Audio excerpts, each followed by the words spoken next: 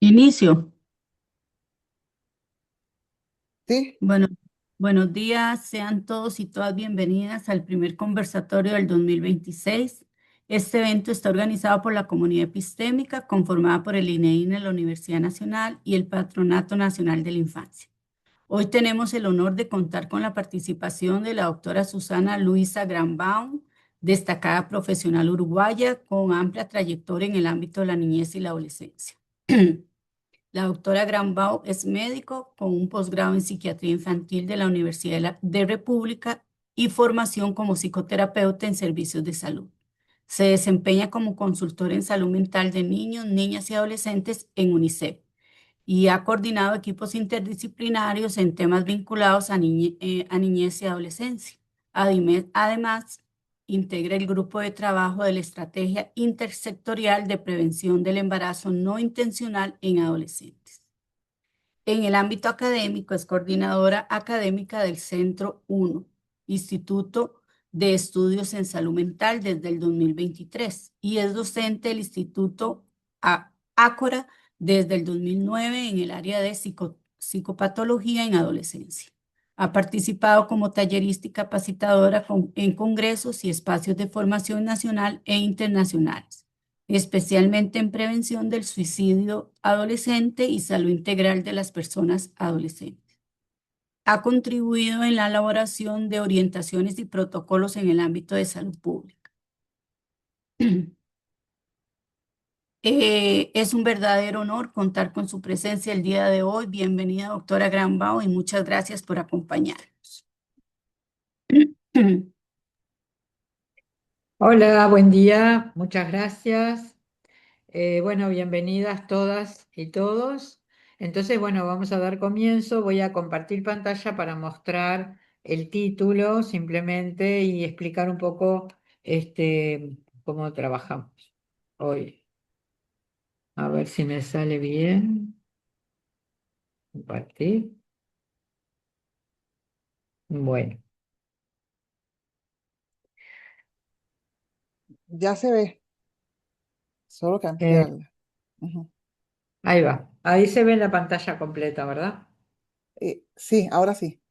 Bueno, muy bien. Bueno, esta va a ser una exposición que, como ustedes ven, el tema es trauma y apego en la adolescencia y el cambio es posible. Entonces, es como que tiene como varias partes, componentes que vamos a analizar un poquito de a uno y después ver cómo confluyen o cómo unimos todo esto.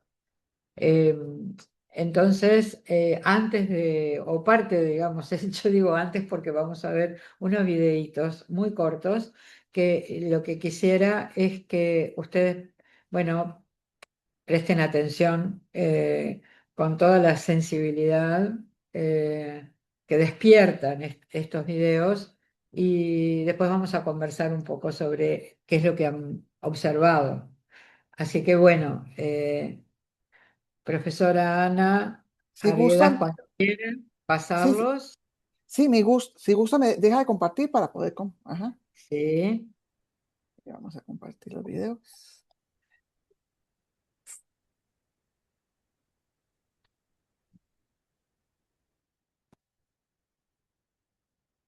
Me avisan cuando ya los ven para ponerlo. Ya. Ya se ve. Tomás Abubu. Ah, ya. Oh, sí, eso. Y Gu.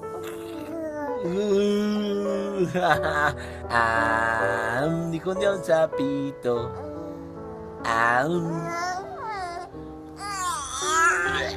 Sí. Agu. Agu. Agu. Agu. Muy bien, me gusta. Sí, saca la lengua. Él aprende todo lo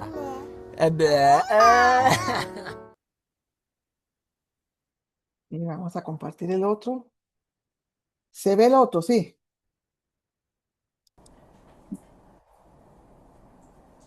Sí, se ve. Ok. Voy a poner pantalla grande. Ampliarlo nada más. Ujú. What's your name? I'm your mom. You know that? You were in my belly. Yeah. You came out. I thought you were a boy. But you're a girl. I don't even know what to do with you.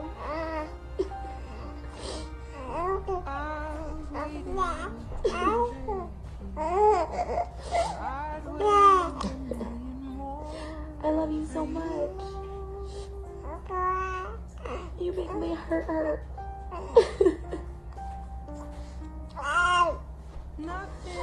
Right there, you make me hurt. Because it loves you so much.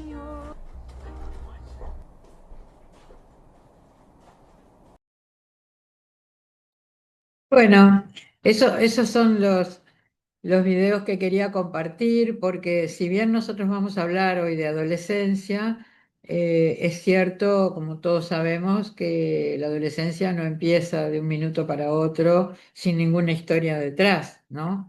Entonces, y las historias nuestras quizás empiezan también con los abuelos. Entonces, son varias generaciones que nos anteceden y también de las cuales nosotros formamos parte, ¿no? Eso a veces se llama como el ciclo de vida, pero bueno, yo quería empezar con esto y ahora voy a volver a compartir la pantalla para mostrar un poquito. Sí, va.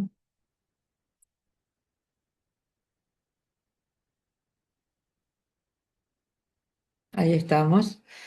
Entonces, bueno, capaz que hacemos más interactivo a lo largo, cuando ustedes quieran interrumpir, bueno, van a comentar a las coordinadoras, ¿no? Por el chat, pero también al final de la exposición vamos a dejar un ratito para poder hacer comentarios, así que vayan anotando si quieren, si para participar en el chat o después poder hacer algunos comentarios.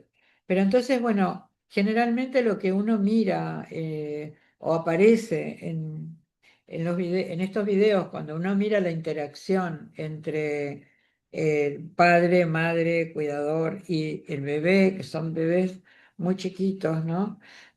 Uno puede apreciar estas cosas, ¿no? El sostén, la mirada, las palabras, las sonrisas, la emoción, ¿no? De la mamá, la alegría de este papá también, los gestos, el interpretar cosas del bebé, ¿no? Darle palabras interpretando qué está sintiendo, qué está pasando en el bebé, las caricias, la sintonía, una cuestión de ritmo, donde hay como una espera, hay como un diálogo, no hay en ninguno de estos dos aparece algo que uno diga, bueno, cómo abruma o cómo invade, ¿no? El adulto, hay como una espera, eso es como un ritmo.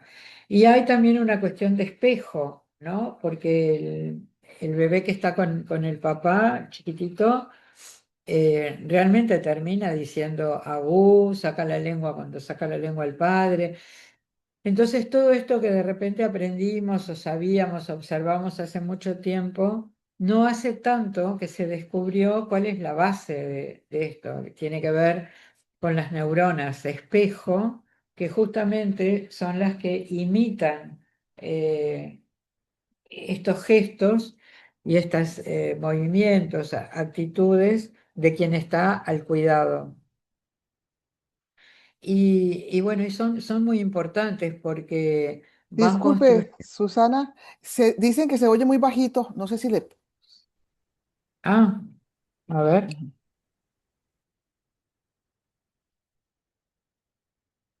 Bueno, voy a hablar así un poquito más fuerte. Me acerco un poco más. ¿Ahora se Sí, escucha mejor? sí, ajá, ¿Se escucha gracias. mejor? Sí, Bueno, gracias. bueno, muy bien. Em, Estas neuronas espejo son muy importantes en relación a lo que tiene que ver con el aprendizaje y la construcción del otro y del sí mismo, ¿no? Como vamos a ver. Robert MD, que fue un psiquiatra que habló mucho del desarrollo infantil, Y él planteaba, antes de saber que estaban estas neuronas, ¿no? Espejo, él hablaba de la empatía o de los comienzos de la empatía en bebés muy chiquitos y ponía como ejemplo, que es algo que todos observamos, por ejemplo, o en una sala de espera, o en un parque, o en algún lugar, cuando un bebito, digamos chico, ¿no? 6, 7, 8 meses, llora y hay otros, se contagian, uno dice, y el otro también llora, ¿no? Y nosotros decimos que es un contagio, y en realidad es como, para EMDE, esto es como el brote inicial de la empatía. Quiere decir que el bebito que se contagia eh, entiende de alguna manera, siente que hay algo que no está bien, ¿no? Y se siente solidario, digamos, con el otro y también llora, ¿no? Esto tiene que ver con la construcción también de los vínculos como inicio, ¿no? No es que todo esté ahí, pero tiene que ver con lo que después otros autores van a llamar como resonancia o mirroring, ¿no? Mirroring como espejo. Y, y que es tan importante en los primeros años de la vida, porque en realidad el tema del apego y del sistema de apego, que hace ya unos cuantos años, yo tuve en la oportunidad de estar con personas que investigaban esto ya hace más o menos 35 años en Nueva Orleans, y ahí a mí me daba la impresión, y creo que a todos, de que lo que se jugaba en la primera infancia en cuanto al apego era como que determinaba toda la matriz de vínculos para el futuro, ¿no? Em, y yo creo que eso con el tiempo y con mayores investigaciones se ha ido poniendo en duda, y por eso la exposición de hoy tiene que ver con que, digamos, para decirlo en una manera simple, sencilla, aunque en el fondo no lo sea, es que aunque haya experiencias traumáticas muy difíciles que impiden un apego seguro, eh, eso puede cambiar. Eh, que no siempre todo lo que sucede en la primera infancia y en el vínculo de apego determina absolutamente todo. Eso es lo que vamos a ver hoy, y cómo la adolescencia puede ser un tiempo privilegiado para que algunas de estas cosas se cambien o se reordenen psíquicamente y no se transmita, no se siga transmitiendo la vivencia y lo traumático y el apego inseguro del tipo desorganizado, que es el que más preocupa, ¿no? Otra de las cosas que también decía que se veía en investigaciones era cómo los niños chicos, en una experiencia en la cual se ponía una mesa con un vidrio que iba más allá de un mantelito a cuadros, entonces había un momento en el cual el bebé iba gateando arriba del vidrio y de repente veía que había un abismo, pero en realidad ese abismo no era real porque no se iba a caer el niño porque seguía el vidrio, ¿no? Y al otro lado estaba la mamá, eh, que en la experiencia, en la investigación que hacían, cuando la madre sonreía, el bebé seguía gateando hasta ella. Cuando la madre ponía una cara de preocupación o una cara no sonriente, el bebé se frenaba. Y esto él lo llamó, se llama referencia social. Quiere decir que los bebés también muy chicos tienen o entienden señales de los otros significativos, ¿no? Porque no es cualquiera que está dando esa señal, ¿no? Es la figura de crianza, la figura de cuidado. Y esto va a ser muy importante porque en aquellas situaciones donde estas figuras primarias tan importantes, eh, por distintos motivos, pero suceden situaciones de negligencia, de maltrato y de abuso, estas figuras, las señales que van a dar al bebé o al niño pequeño, son muy contradictorias. Son las figuras que de repente cuidan y de repente abusan, de repente protegen y de repente maltratan. Y esto es lo que provoca en gran medida el apego desorganizado, la falta de confianza en el otro y las dificultades que después se van a observar a lo largo de la vida. Entonces, bueno, de esto es que vamos a estar conversando. Pero entonces yo me hice un pequeño índice para ver si no nos perdemos, si yo no me pierdo, eh, para poder ponernos de acuerdo en estas como cuatro subtemas de la charla. Ver algo de adolescencias, no, no todo, algo de trauma, algo de apego y algo de mentalización. ¿Por qué digo algo? Digo, porque cualquiera de estos temas puede ser también importante en sí mismo a profundizar.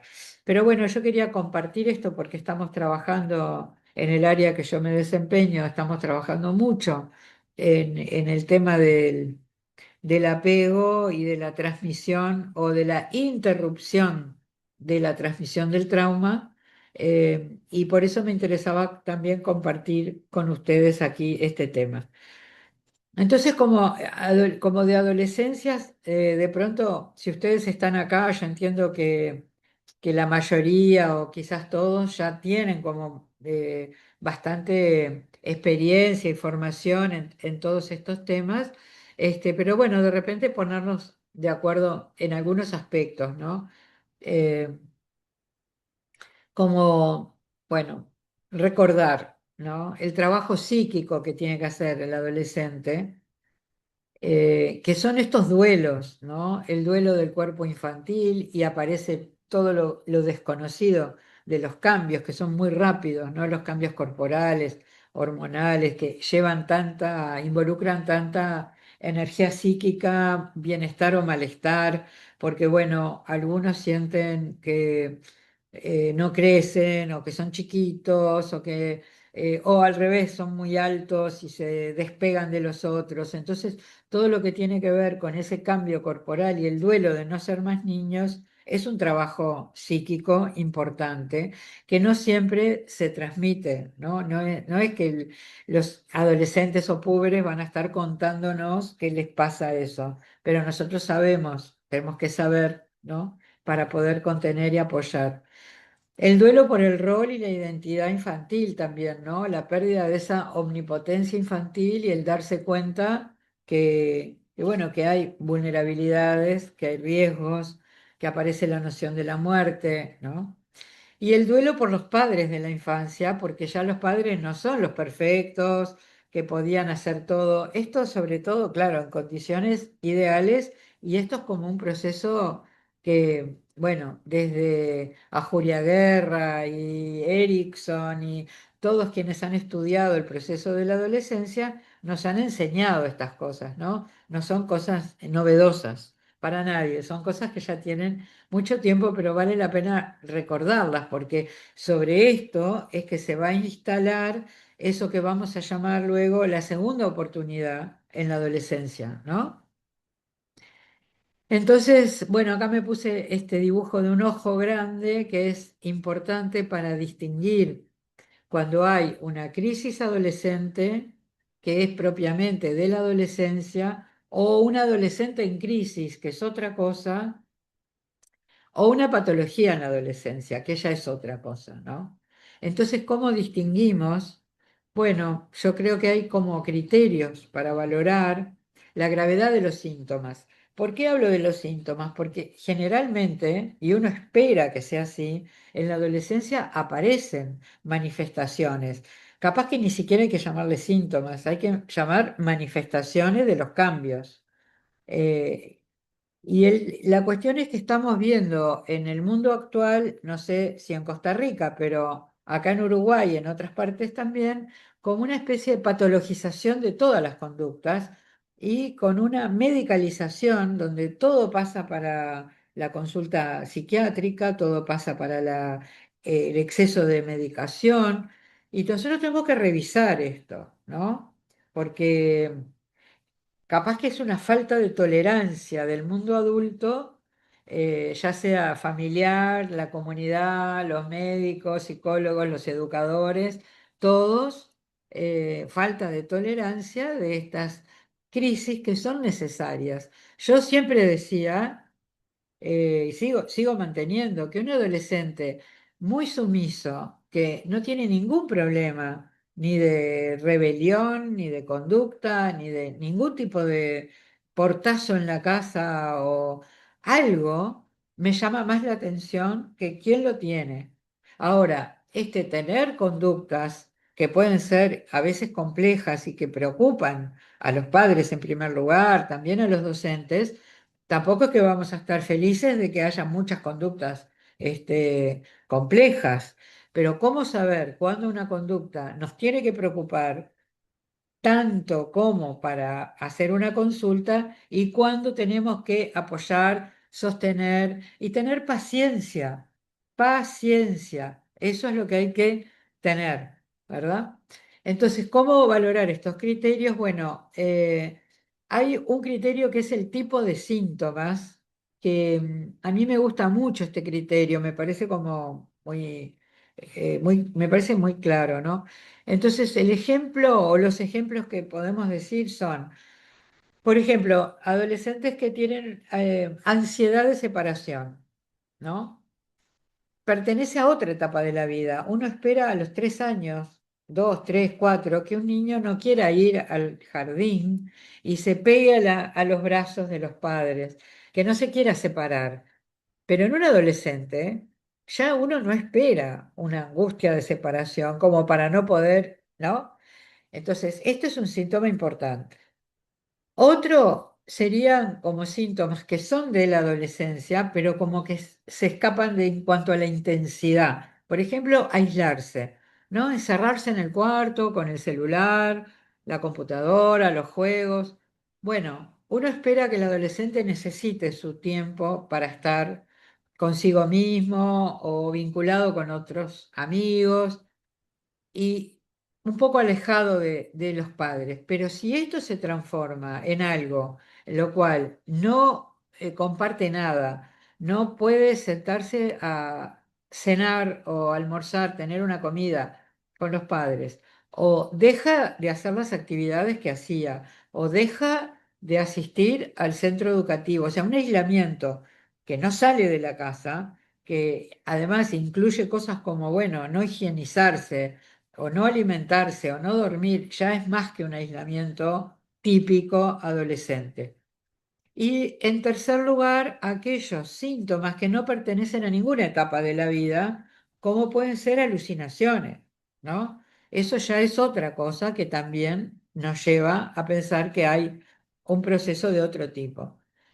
Y después cuestiones como la duración de estos síntomas, la intensidad y un aspecto que es muy importante que tiene que ver con la funcionalidad. ¿Qué quiere decir? Un adolescente está de mal humor, ¿no? Contesta, se revela, no se quiere bañar, pero sigue estudiando, sigue saliendo con los amigos. Los fines de semana son intocables, ¿no? No deja de hacer las cosas que le gustan, bueno, entonces su funcionalidad está conservada. Cuando aparecen cosas como que, bueno, deja de hacer las cosas que le gustaban, deja o cae abruptamente en el rendimiento, en el estudio, o pasan estas cosas que se pelea con todos los amigos y no tiene más ningún interés en cosas que antes le daban curiosidad y placer, entonces eso también es una funcionalidad que está comprometida. Eh, Nosotros, entonces, como profesionales, bueno, tenemos que también tener ojo, tener cuidado, mirar no solamente el síntoma físico, esto refiere sobre todo a aquellas personas, bueno, que se ocupan más de la pediatría, que, bueno, a veces dicen, ah, bueno, creció bien, está bien. Bueno, nosotros que estamos en el área de la salud mental tenemos que alertar a estos profesionales, a estos colegas, no, no, verá, puede estar todo bien en lo físico, pero bueno, hay que mirar un poquito más, ¿no? Darle voz al adolescente como un espacio a solas. Esto no es, como decían algunos colegas, no es optativo. Ah, qué bueno este profesional que le deja, ¿no? Unos minutos. No, esto es una cosa que tiene que estar en los protocolos de atención. hay que recibir, hay que tener un tiempo que en la práctica mía bueno, de haber visto muchos adolescentes, lo hacemos al principio y después entra madre o padre o quien haya acompañado al adolescente a la consulta, pero primero entra a solas. Hay gente que lo hace después, bueno, eso son gustos. Bueno, como decía antes, distinguir la crisis necesaria de la adolescencia de la patología que interfiere con el crecimiento y desarrollo, ¿no? Y ser el referente de salud que uno puede estar ahí validando y no juzgando. Eso también es muy importante, ¿no? Todo lo que tiene que ver, que no vamos a hablar ahora, quizás en otro momento, con la confidencialidad, con la autonomía progresiva, con el respeto a los derechos y los límites también de la autonomía progresiva, ¿no? Que no es, bueno, eh, todo lo que me digas va a ser un secreto, no. Bueno, no quiero entrar en este tema porque es para otros momentos. Bueno, como dijimos, bueno, vamos a hablar también del trauma. Yo estoy mirando un poco la hora para no pasarme y que me dé tiempo para... No, pues, ¿Cómo definimos? ¿Eh? no, que está con suficiente tiempo. Sí, sí, sí, pero como son 4 áreas, ¿viste? Me quiero tener tiempo para todas. Eh, ¿Cómo definir trauma? Digo, yo pienso que el trauma es algo que todos tenemos como por sentido común, por lógica, tenemos, ¿no? Como una idea de qué es lo traumático. Y lo traumático se puede referir a cosas muy grandes como la violencia de Estado, que sucede y ha sucedido en nuestros países, en Uruguay, en Argentina, en Chile, bueno, en distintos países de Latinoamérica y del Caribe, bueno, violencia como hay contra los migrantes en este momento en Estados Unidos. Esas son violencias como importantes y visibles, ¿no? Hay otras que no son tan visibles. Bueno, el holocausto y el exterminio de todo un pueblo, digo, son violencias muy visibles. Pero hay otras violencias menos visibles, ¿no? Que ahora vamos a hablar de ellas. Hay una psicoanalista argentina, Yolanda Gampel, que ella eh, dice esto que me gustó para transmitirlo. Ahí ella escribió este libro que se llama Esos padres que viven a través de nosotros, la violencia de Estado y sus secuelas, y ella dice algo muy interesante que tiene que ver con el silencio. Porque cuando los adultos que vivieron situaciones de violencia no las pueden procesar, no pasan al lenguaje, no pasan a lo psíquico, no se hablan, pero están ahí, de alguna manera están, consciente e inconscientemente, se transmiten a la siguiente generación. Entonces, fíjense que esto es básico para comprender algo de lo que me interesaba transmitir hoy, ¿no? La autora enfatiza que en los contextos en los que las funciones de la familia giran fundamentalmente en torno a la sobrevivencia, es decir, a la extrema pobreza o a la persecución, los niños tienen poca centralidad, porque claro, los adultos tienen que pensar en cómo sobrevivimos, ¿no? Los niños tienen poca centralidad y hay escaso lugar para que sus necesidades sean escuchadas y ellos, los chicos, se convierten en expertos en cuidar a los padres, ¿no? Y desarrollan un fuerte sentimiento de omnipotencia. Este sentimiento de omnipotencia hay una desconexión de la propia vulnerabilidad.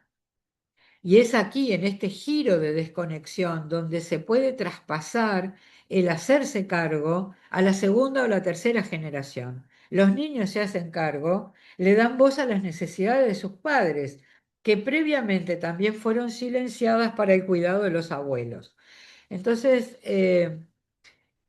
esto que sucede, que esta psicoanalista destaca, también ha sido visto por otros, ¿no? No, otros profesionales, que se preguntan, ¿qué es lo que hace que el trauma se transmita a la segunda y a la tercera generación? Isidoro Berenstein en Argentina, un psicoanalista que también ha hecho mucho trabajo vinculado a las familias y a las intervenciones psicoanalíticas familiares, también ha hablado mucho de esto, ¿no?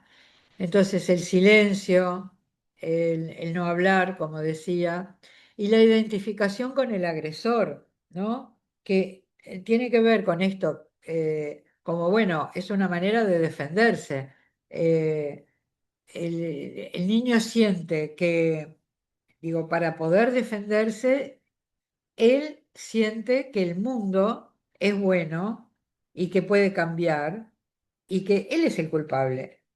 Y él es el que tiene el agresivo y el que tiene, digamos, como la maldad.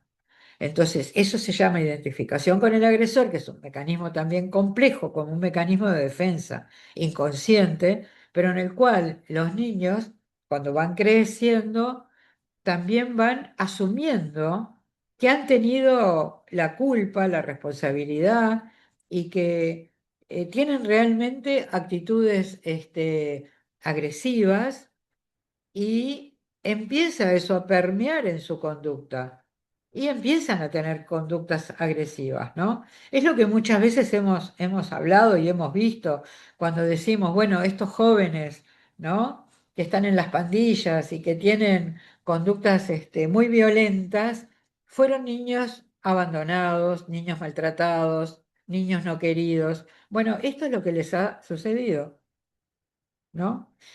Y es como un mecanismo de defensa contra el dolor, ¿no? Eh, entonces, las experiencias no resueltas, traumáticas o dolorosas de la infancia de los padres influyen en su capacidad de sintonizar con las necesidades del bebé. Entonces, ahora estamos hablando del trauma y de cómo se transmite el trauma de forma intergeneracional.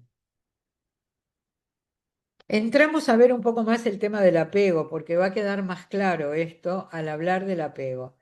Eh, Cuando pensamos en apego, en general, o bueno, hay muchos colegas, muchas personas que lo ven solamente como conductas de apego, ¿no? Entonces tiene que ver con los mimos, con un poco lo que vimos en el video, como que el apego es eso. Y el apego no se puede ver a simple vista. Esas son conductas de apego que a medida que se repiten y se instalan como formas de vincularse, van generando un sistema de apego, lo que se llama el sistema de apego. Y ahí, como decimos, bueno, va desde lo innato biológico a los afectos, a la empatía y a la construcción del lazo social.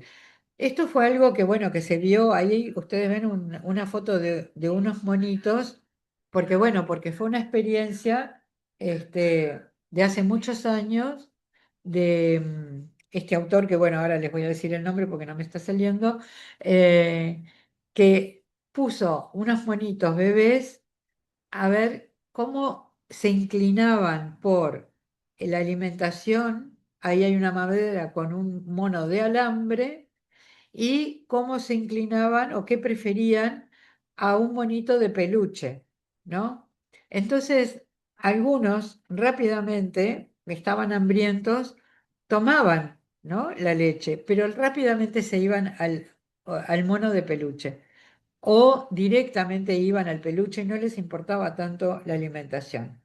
Eh, Esto tiene que ver con que dentro de las necesidades biológicas e innatas está la necesidad de estar abrazado, de estar contenido y no solo de tener alimentación.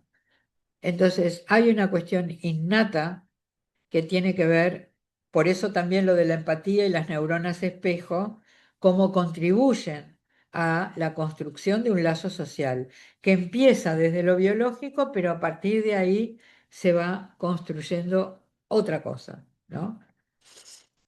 Bueno, ahora en un minutito vamos a ver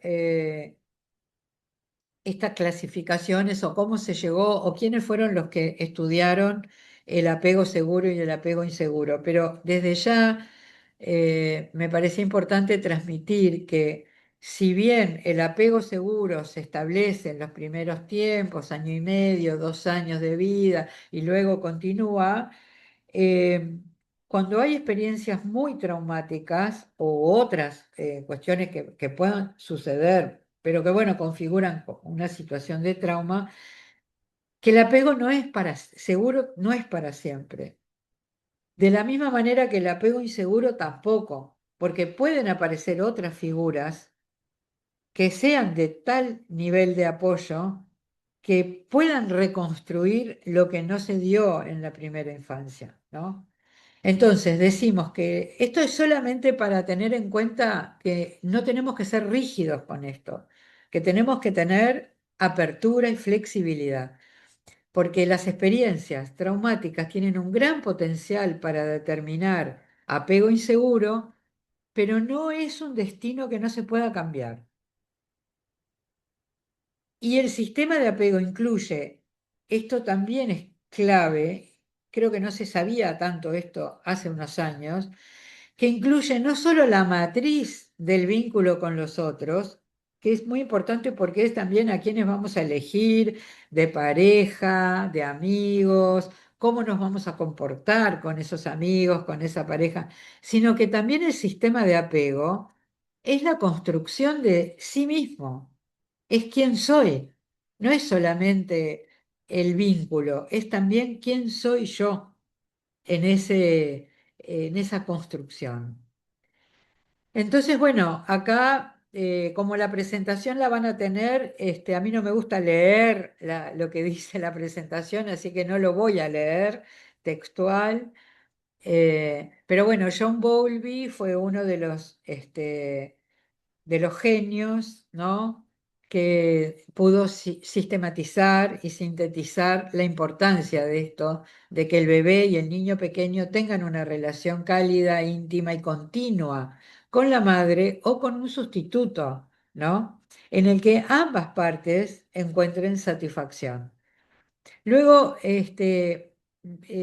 Ainsworth fue también una psicóloga investigadora muy importante que creó, ahí me parece que hay, bueno, puede estar equivocado, no lo sé, pero eh, Ainsworth creó la entrevista de la situación extraña. No sé si todos la conocen, pero es a partir de la cual se categorizan los tipos de apego. Básicamente esta experiencia se hace con una salita en la cual hay una cámara Gesell que se puede ver del otro lado lo que sucede, y hay un niño de 1 año y medio, por ahí más o menos, jugando con la mamá y con otra persona. Luego la mamá sale unos minutos, se observa la reacción del niño y luego la madre entra y se observa la reacción cuando la madre vuelve. Básicamente es eso. Es una entrevista que no es tanto de uso clínico, es de uso en la investigación, que se llama entrevista de situación extraña, ¿no? Y a partir de ahí Mary Ainsworth, definió 3 tipos de apego: apego seguro, apego inseguro, de acuerdo a cómo eran las reacciones, sobre todo en el reencuentro, porque en el reencuentro los niños podían estar primero un poco temerosos después de haber llorado o haberse puesto nerviosos de que la madre se fue, o angustiados, ¿no? De que están con una persona extraña. Pero cuando la madre vuelve, el niño rápidamente se acomoda y sigue jugando e incluye a la mamá para jugar. Pero hay otros niños que de repente ni siquiera lloran cuando la madre se va, hacen de cuenta que no pasó nada. Y cuando la madre vuelve, pueden estar bien o mal. Y otros niños pueden estar muy angustiados cuando la madre se va, pero cuando vuelve están enojados y no pueden restablecer con facilidad el vínculo. Y por último, se descubrió que había un cuarto grupo, porque estos últimos se llaman evitativo, ambivalente, dentro del apego inseguro. pero hay un cuarto grupo o tercero dentro del apego inseguro que se llama desorganizado. Y es cuando no podían establecer los investigadores a dónde pertenecía el niño, porque tenía un poco de cada uno. Y eso se llamó apego desorganizado y es el más importante y el más preocupante porque es el que lleva a estas características que pueden tener las personalidades límite, borderline, o con problemas de conducta importante, con riesgos para su vida, y que a menudo se ha dicho que bueno, que no tienen solución, que no hay psicoterapia para ellos, que son un problema enorme y que aparecen muchas veces en la adolescencia y que tienen que ver con lo traumático. Es decir, estoy tratando de unir un poco lo que hemos visto, ¿no? La adolescencia, lo traumático, la falta de cuidados, o la negligencia o el maltrato, la falta de construcción de un apego seguro con estas características que, bueno, que pueden llevar a que estas personas que tuvieron un apego desorganizado, también cuando son adultos, madres, padres, y bueno, y tienen hijos, tampoco puedan establecer una relación amorosa que construya un vínculo de apego y lo que sucede es la transmisión intergeneracional del abandono traumático de la negligencia, ¿no? ¿Y por qué la adolescencia puede ser una etapa, si nosotros tenemos la oportunidad de vincularnos y de acompañar a adolescentes, puede ser una etapa en la cual estas cosas se puedan revertir, ¿no? Entonces, Mary Main, que fue colaboradora de Ainsworth, ella lo que armó es una entrevista de apego adulto, ¿no? Que dice en inglés es Adult Attachment Interview y que comprende el apego en adolescentes y adultos, ¿no?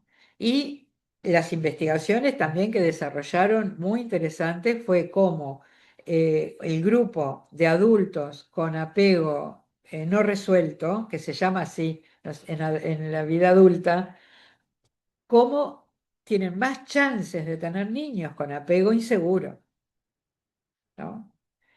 Entonces, estos son trabajos con grupos bastante grandes, donde esas relaciones son estadísticamente significativas, ¿no? Por eso se puede hacer una asociación.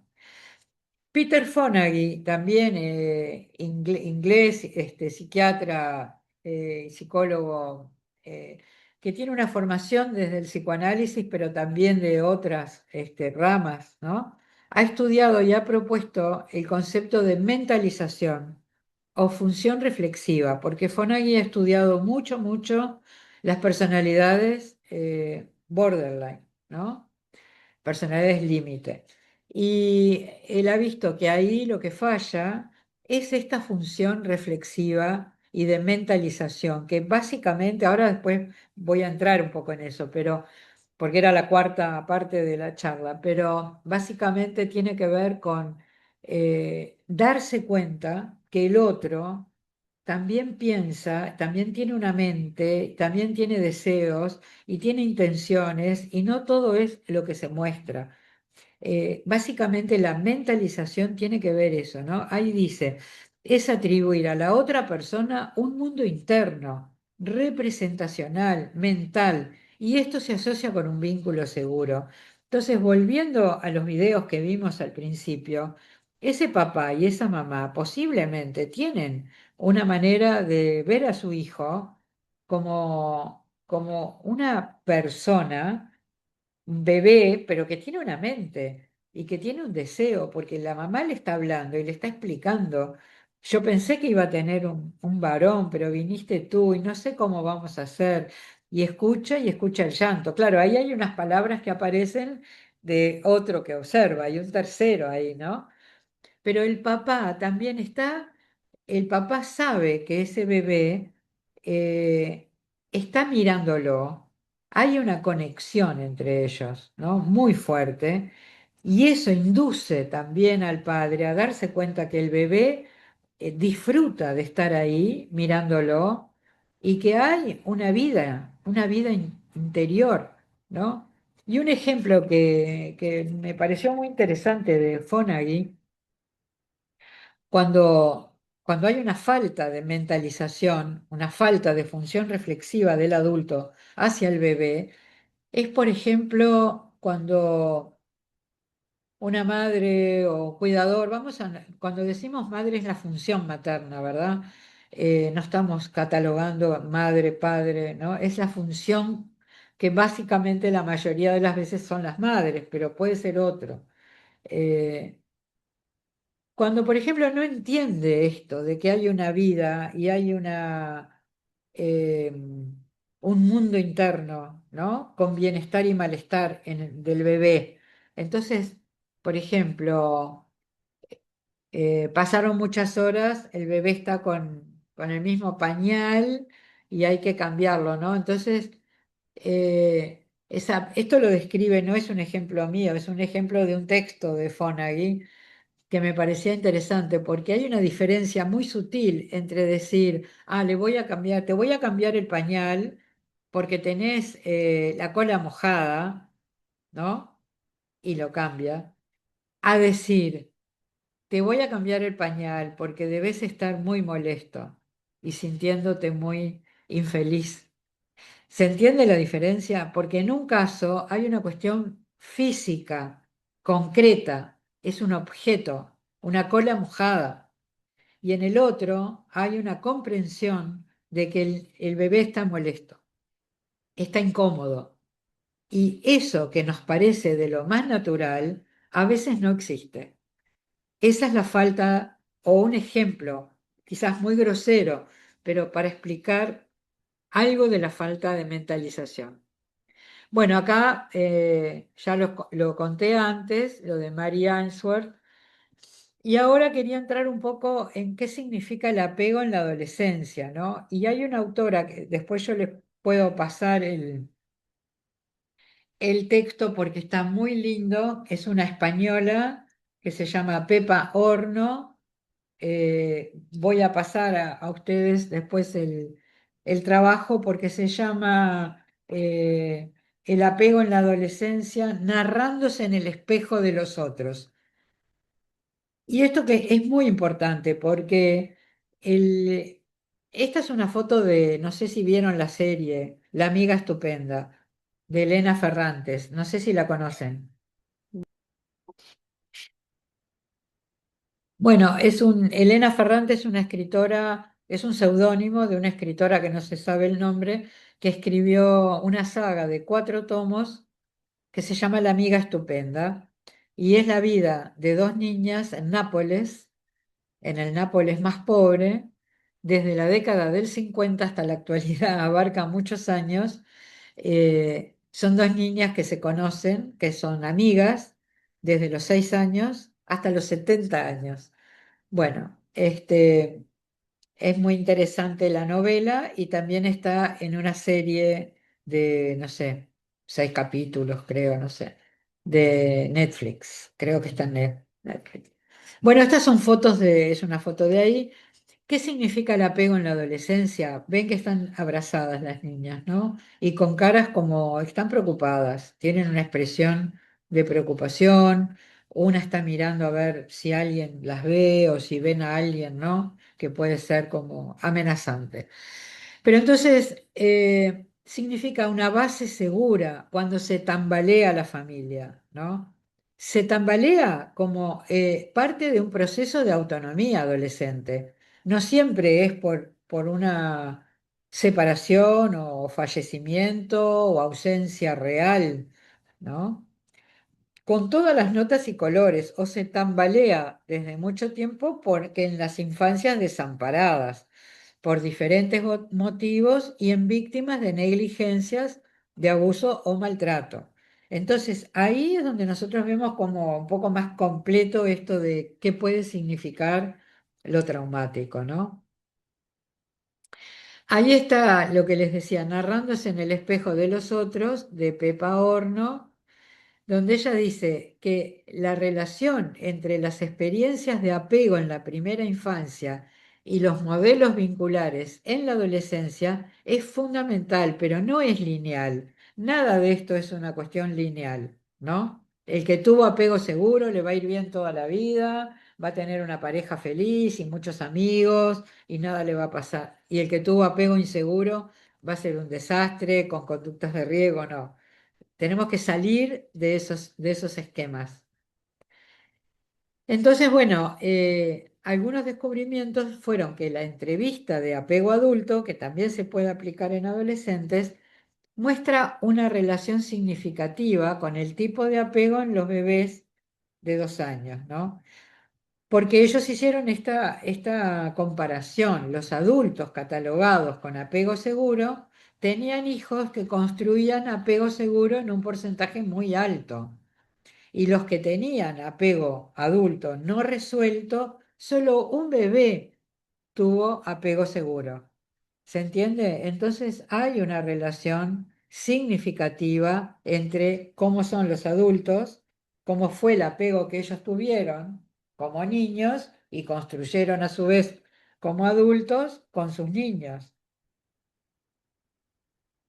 Entonces, lo que han planteado varios de estos autores que estudian esto lo plantea Bowlby, Mary Main, Ainsworth, todos plantean que lo que sucede con el sistema de apego, y acá estamos viendo cómo el sistema de apego es bien diferente a esas conductas, ¿no?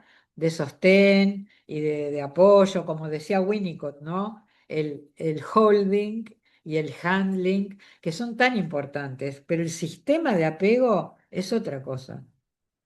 O sea, si no hay sostén, mirada, caricias, comprensión del otro, no se forma el sistema de apego, pero son dos cosas distintas, las conductas y el sistema.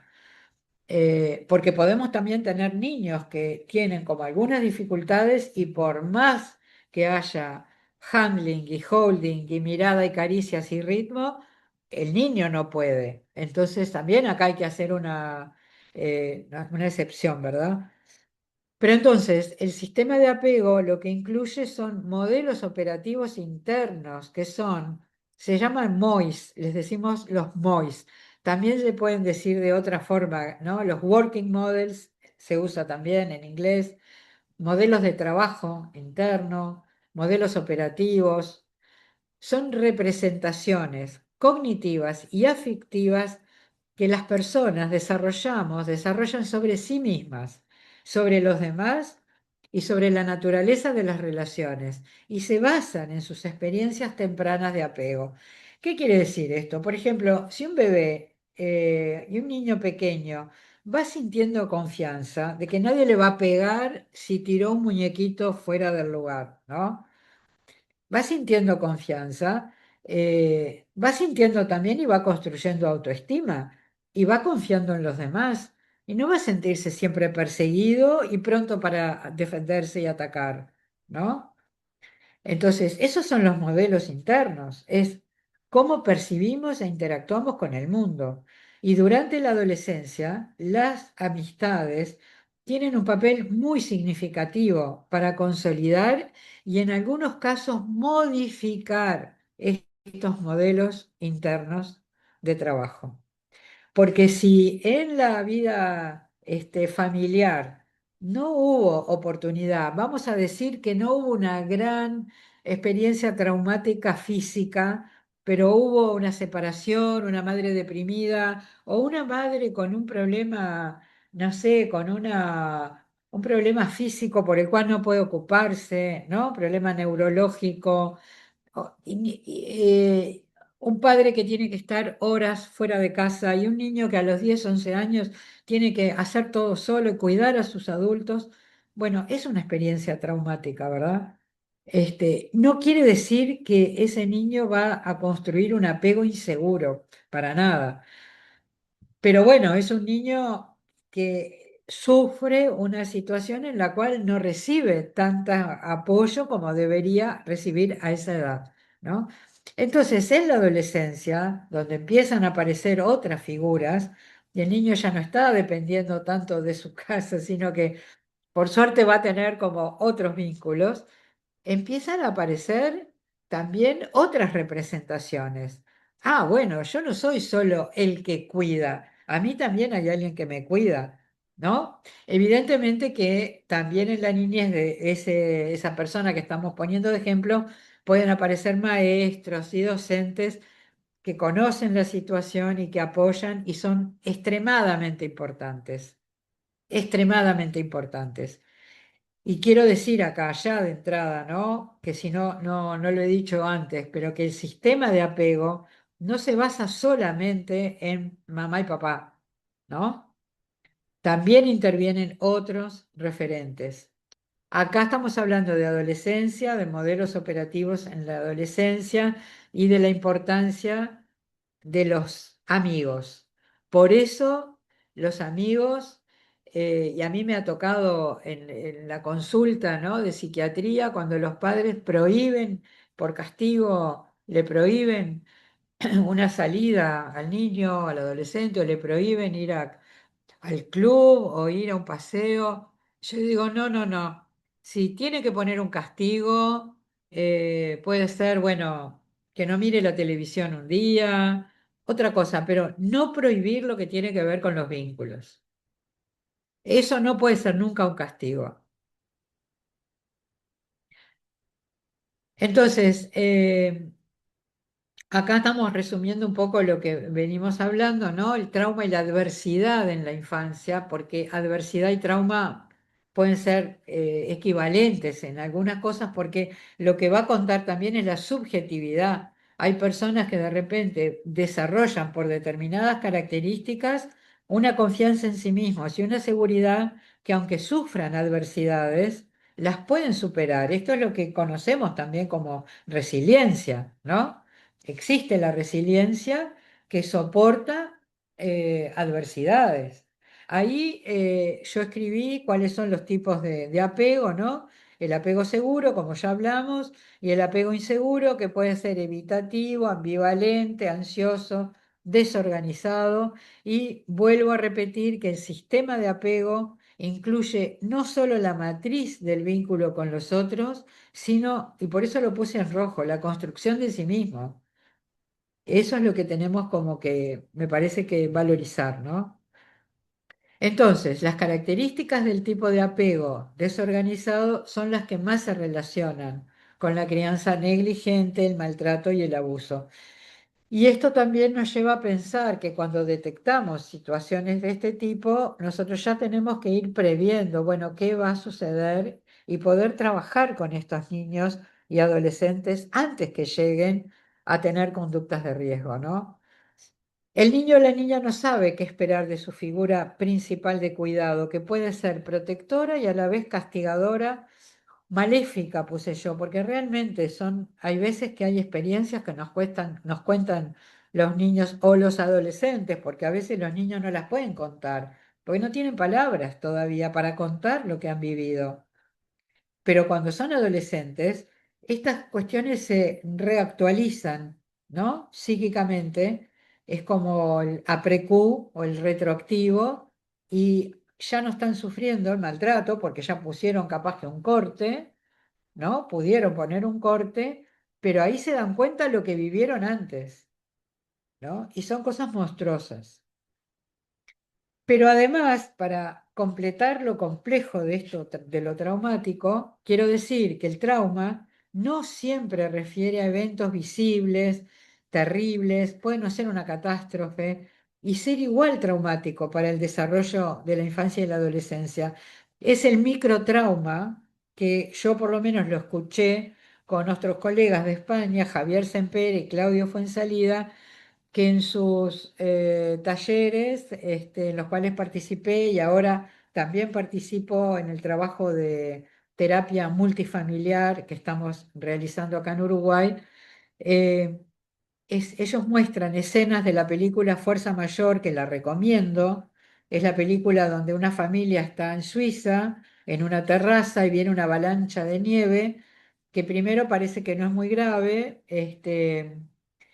y en una familia que es un padre, madre y dos niños, están preocupados y el padre dice, no, no pasa nada, esto es parte de todo, no sé qué, pero de repente sienten que los invade una nube de nieve y ¿qué sucede? Que el padre sale corriendo primero, sin mirar atrás, ni a la compañera, ni a la esposa, ni a los niños, ¿no?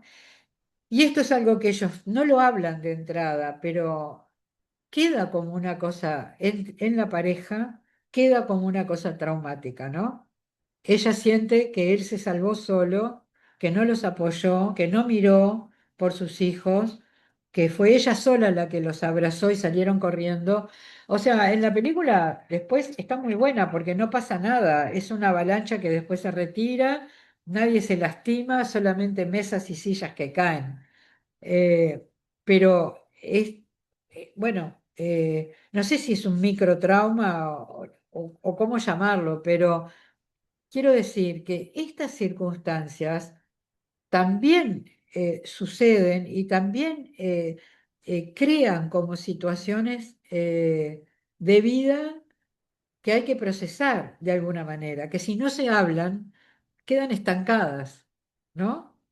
Quedan como un coágulo o una cicatriz ahí, y en cualquier momento se despiertan, porque después aparece otra cosa que toca esa cicatriz, o no sé si llamarle cicatriz, pero que toca ese nudo que se armó ahí. No se habló porque no se quiso armar un problema o no, estamos todos bien, salimos adelante y seguimos.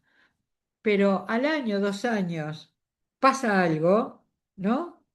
Se podrían poner mil ejemplos. Y toca eso que quedó ahí.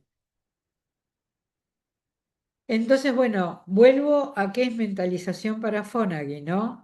Es la capacidad de entender y dar significado a nuestra conducta y la de los demás, en términos de estados subjetivos, que el otro tiene pensamientos, deseos, sentimientos. Lo de Fonagy es increíble porque él ha hecho unas investigaciones muy complejas donde plantea que bebés de 9 meses aproximadamente, ya tienen intenciones y tienen deseos, y hace pruebas con una cosa que le deja acá y después mira para dónde mira el niño. O sea, son investigaciones muy detalladas, muy precisas, donde entiende que los niños chiquitos tienen un mundo interno eh, a su medida, ¿no? A la medida de la edad que tienen. Pero no es que son una tabla rasa, que no entienden nada, no escuchan nada, no saben nada, como esas situaciones que vemos a menudo en la consulta donde un adulto dice, sí, sí, no, él no pregunta por qué no está el abuelo, no le dijimos nada, que se murió, pero él no entiende nada, ¿no? No pregunta, pero que no pregunte puede ser porque no tiene palabras para preguntar, pero no quiere decir que no perciba que algo pasó en la familia, un abuelo que fallece, por ejemplo, o un familiar que se va del país, que se va de la familia y nadie le explica nada, ¿no? Pero aparecen conductas, por ejemplo, el niño llora, no quiere separarse, iba a la escuela lo más bien y aparece que no quiere ir más a la escuela porque tiene miedo de que alguien más desaparezca, él no sabe por qué desapareció, ¿no? Entonces, atribuir a la otra persona un mundo interno representacional y mental se asocia con un vínculo seguro, ¿no? Cuando no hay mentalización, Fonagy habla de expresiones de prementalización, que él le llama, ahora vamos a ver qué es esto porque es una terminología que, bueno, es muy de Fonagy y hay que acostumbrarse a pensar qué quiere decir, ¿no? Él divide como equiparación psíquica, el modo como sí, el modo teleológico, son todas cuestiones parecidas, pero que tienen como de común que no logran mentalizar a la otra persona o a sus conductas, ¿no? Entonces, por ejemplo, en condiciones de apego no resuelto, es decir, estamos frente a adultos con una entrevista como les dije, ¿no? Del Adult Attachment Interview, que lo básicamente que se pregunta en esa entrevista, que no la puse porque me parecía que era demasiado acá, pero ustedes pueden entrar, googlean entrevista de apego adulto y sale todo, ¿no? Todas las preguntas que se le hacen para tener el resultado. Y lo básico no es increíble, ¿no? Porque no es solamente cómo fue la infancia, sino cómo la vivió la persona. Pueden haber habido cosas muy duras, pero la persona dice, bueno, yo entiendo que mis padres les pasó esto por tal cosa y no pudieron criarme de otra manera, ¿no? O otros, frente a situaciones que no son tan graves, sienten que vivieron un abandono y una catástrofe, ¿no? Entonces, la entrevista de apego adulto lo que mira es cómo se cuenta la historia, con qué grado de coherencia, con qué grado, digamos, de profundidad, de comprensión de lo que sucede. Digo, eso es lo que mira la entrevista, ¿no? Entonces se le pregunta, ¿por qué tus padres te trataban así cuando el adulto plantea bueno, que no fue bien tratado, ¿no? Entonces el paciente, en este caso paciente, puede decir, no sé, nunca lo pensé, eran así y punto. Que es una respuesta frecuente, ¿no? Entonces el nivel de función reflexiva es de evasión, no quiere pensar, ¿no? Y hay un rechazo a considerar la mente del otro, porque ni siquiera quiere pensar. ¿Ah? Por supuesto que esto hay que tomarlo con cuidado, porque ninguna categoría vamos a armar con una sola pregunta o de una sola manera. Son ejemplos. Otra respuesta a la misma pregunta es, me castigaban porque yo era malo. Y esto, la verdad, lo veo muy a menudo y en adolescentes, ¿no? ¿Qué pasaba? ¿Por qué esto? Porque uno pregunta, dice, no, lo que pasa es que yo era malo. ¿Se acuerdan que les dije la identificación con el agresor, donde el mundo es bueno y yo soy malo, por eso me castigan, ¿no? Y son esos chicos que después tienen conductas agresivas, ¿no? Y la percepción la toma como una verdad absoluta. O sea, él percibe que puede haber algo de eso, pero pasa a una cuestión de que, bueno, yo era el malo, ¿no? Esa es la verdad.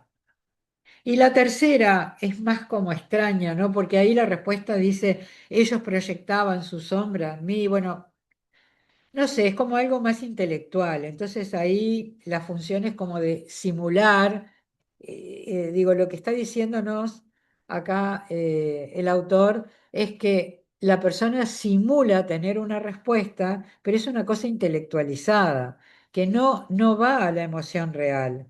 Es algo así como yo dijera, sí, yo entiendo porque, ¿no? Bueno. Entonces, la mentalización falla, se cae en formas primitivas de procesar la realidad. La equivalencia psíquica es lo que pienso es la realidad, no hay un como si, ¿no? Siento que la verdad es que no me querés, ¿no? Entonces parte de ahí. La manera, ¿no? Como se llama el modo de simulación, las ideas están desconectadas de la realidad y el discurso es vacío, es intelectual y no toca la emoción real. Y el modo que se llama teleológico es el que les decía hoy del pañal, casi, ¿no? Pero pensado en las emociones tiene que ver con, bueno, si no me das un abrazo es porque no me querés y ya está. Necesita un acto concreto, ¿no? Todo se basa en actos concretos. Los puntos claves sobre la mentalización de Fonagy es que tienen origen en el apego y surgen en la infancia a través de interacciones empáticas con los cuidadores, que reflejan las emociones. ¿Vieron cuando el papá, en el video del bebé chiquitito, el padre va interpretando y va diciendo, ah, ¿te gusta esto? Ah, mira cómo esto, no sé qué, y el bebé va respondiendo, ¿no? Entonces, ahí van construyendo algo, ¿no? Y el apego seguro es vital para desarrollar esta capacidad. Hay una frase también que a mí me encanta, que dice, si tú pensás que yo pienso, yo tengo una mente. Entonces, yo cuando digo yo, estoy hablando del bebé, el adolescente, el paciente, quien sea, ¿no?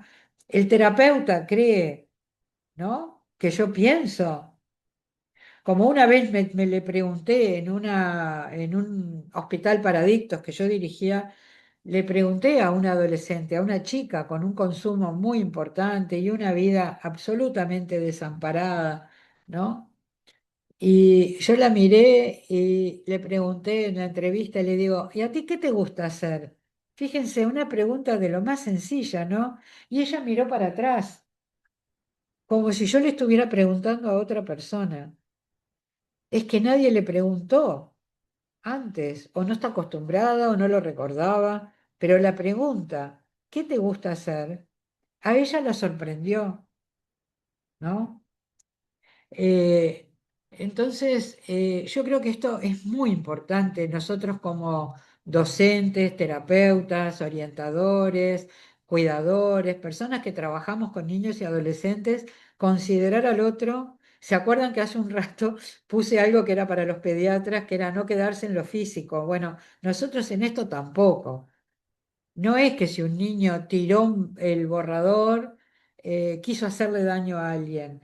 Quizás lo que nosotros tenemos que hacer ahí es decir, quizás tú querías jugar y se te cayó, ¿no? Fue un accidente. Quizás tú no querías lastimar a nadie, ¿no?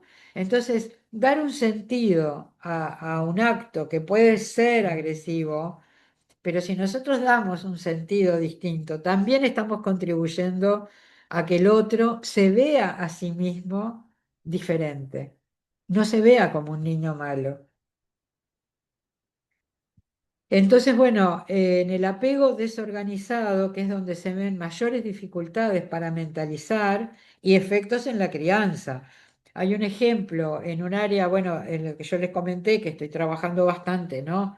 Que es esto de la crianza y la transmisión del trauma, y vamos a trabajar con grupos de madres. Bueno, hay algunos ejemplos donde una madre, por ejemplo, siente que un nene de 2 años que viene corriendo hacia ella con los brazos para arriba, la señora dice, es verdad, esto es un ejemplo verdadero, dice, no me pegues. Ella cree que el niño le va a pegar, ¿no? Por lo que fue toda su vida, y el niño no va a pegar, el niño va a buscar su abrazo, ¿no? Entonces, ejemplos de dificultades, ¿no? En la crianza es, si el niño llora, me está manipulando. ¿No? Si no se sonríe conmigo, no me quiere. Si tiene una crisis de desborde, me está atacando, ¿no? Estas son cuestiones así perfectas que ejemplifican la falla de mentalización cuando el adulto tiene un apego no resuelto y muy probablemente va a desarrollar con el niño un apego desorganizado, ¿no? Y las fallas se deben a que el cuidador no pudo funcionar como una base segura mental y el niño no encontró una mente que pensara en él y no pudo desarrollar herramientas para pensar en sí mismo de forma segura, ¿no? Entonces es fundamental en el rol clínico, en la terapia, si es que estamos hablando de una terapia, no tanto plantearnos curar el síntoma, ¿no? Estoy pensando ahora en un adolescente que tiene síntomas, ¿no? Graves. Tiene una adicción, no va a estudiar, se pelea con todo el mundo. Bueno, tiene algo que podemos decir, una personalidad límite, o bueno, como se clasifica a veces como eh, psicopático, ¿no? Bueno. Entonces, la cuestión no es curarlo, es reinstalar la función de mentalización a través de la relación terapéutica. Las preguntas, como les decía, de la attachment interview, es lo que se pregunta de la historia, ¿no? Pero lo que se valora no es si la infancia fue buena o mala, sino el relato. y la forma de su narrativa y la expresión. ¿Por qué traigo esto de vuelta? Porque cuando estamos en un entorno terapéutico, la idea es instalar la narrativa, ¿no? La terapia se basa, como decía, no en curar, sino en mentalizar. ¿Cómo se hace la mentalización? Bueno, contame, ¿y por qué no pensamos esto? Pero de esto nunca me hablaste, ¿no? No podemos hablar de esto, ¿qué te parece? ¿No? Eso es lo que estimula la expresión y es la seguridad al otro de que lo voy a escuchar, ¿no? Y realmente ahí empiezan a aparecer fragmentos de la historia y cosas que la persona adolescente va a decir, nunca hablé de esto, esto nunca lo dije, esto me estoy acordando ahora, ¿no? Ahí empieza a mentalizar. Eh, Hay dos autoras que a mí me gustan mucho. Selma Freiberg fue una seguidora de todo el tema de apego, no sé si la han leído, que escribió un libro que se llama Fantasmas en la guardería. ¿Sí lo conocen? Capaz que sí. Bueno, ella habla ahí de los visitantes del pasado no recordado de los padres, ¿no? Son fantasmas, son experiencias no resueltas, traumáticas o dolorosas, pequeñas, a veces son pequeñas cosas, porque lo grande sí se acuerda, ¿no? Si vino la policía de migración y sacó a la casa a la gente de la casa, o vinieron los nazis y mandaron a la gente, ¿no? O, sí, eso se recuerda, pero hay otras experiencias más pequeñas que son difíciles a veces de recordar, ¿no? De la infancia de los padres y que influyen en la capacidad de sintonizar con el bebé, como ya dijimos, ¿no? Es una manera distinta de hablar de la mentalización, porque Selma Freiberg habló antes de Fonagy, pero Fonagy se puede haber basado mucho en esto, ¿no? Entonces, ¿qué pasa? Cuando el adulto está, mamá, papá, en la guardería o en la nursery, está al lado del bebé, y el bebé se dispara con algo que tengo que actuar, ahí aparecen estos afectos que estaban escondidos, ¿no? Por eso se llaman fantasmas en la guardería. Y pueden aparecer como cuestiones de angustia, cuestiones de yo no puedo con esto, o de abandono, diferentes resultados, ¿no? Y después Alicia Lieberman, con quien tuve el enorme placer de estar hace poco en la Universidad de San Francisco. Ella es de Paraguay, pero hace muchos años que está en Estados Unidos. Ella arma una metáfora fundamental con otros colaboradores, que es, ella estudió con Selma Freiberg, pero ella arma algo para contrarrestar a los fantasmas, que le llama ángeles en la guardería. Y estos ángeles representan momentos de seguridad, momentos de afecto y de cuidado que los padres recibieron en su infancia, que no solo recibieron lo traumático, que pueden haber recibido estos pequeños momentos, quizás con otros, ¿no? Con abuelos, con maestros, y que tuvieron como momentos de amor incondicional, de protección, permitiendo que se desarrolle una base, ¿no? De resiliencia, aún habiendo enfrentado adversidades, ¿no? Entonces, Alicia Lieberman dice que la presencia de estos ángeles en la memoria del cuidador actúa como un factor protector, permite que la madre o padre, aunque haya sufrido traumas, pueda interrumpir el ciclo intergeneracional de violencia y de abandono. Y esto me parece que es muy interesante y vuelvo a la adolescencia, porque en la adolescencia la plasticidad neuronal, la capacidad de juntarse y verse con otros, la curiosidad, hay una cantidad de condiciones en la adolescencia para que esto pueda producirse el cambio posible del título de la conferencia, ¿no? Hay un ejemplo, ¿no? Que ahora no me acuerdo quién lo cuenta, pero es un ejemplo que está escrito. Eh, Tengo que buscarlo y también lo mando. una niña que de grande cuenta que su madre estaba siempre desbordada por lo económico, por la situación que vivía de pobreza, por amenazas, violencia doméstica, muchos riesgos acumulados, ¿no? No es uno solo, es todo junto, ¿no?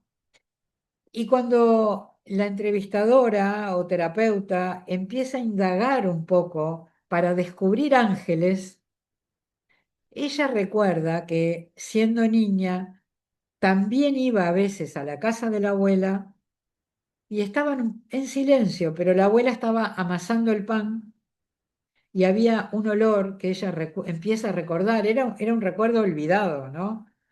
Eh, ella dice que eran momentos para ella de mucha paz y de mucho bienestar, ¿no? Ahí yo puse una foto de Vermeer, una foto de una pintura de Vermeer que tiene tantos años, ¿no? Porque Vermeer tiene muchos años. Sin embargo, yo creo que esto evoca en todos algo de bienestar. Es la cocina, el calor, el pan, algo de la calidez, ¿no? Entonces, estos recuerdos tienen que ver con la sensibilidad de los ángeles, ¿no?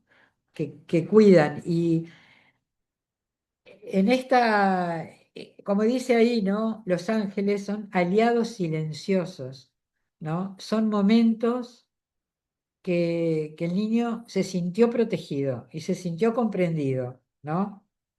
Este, tener una experiencia de benevolente, ¿no?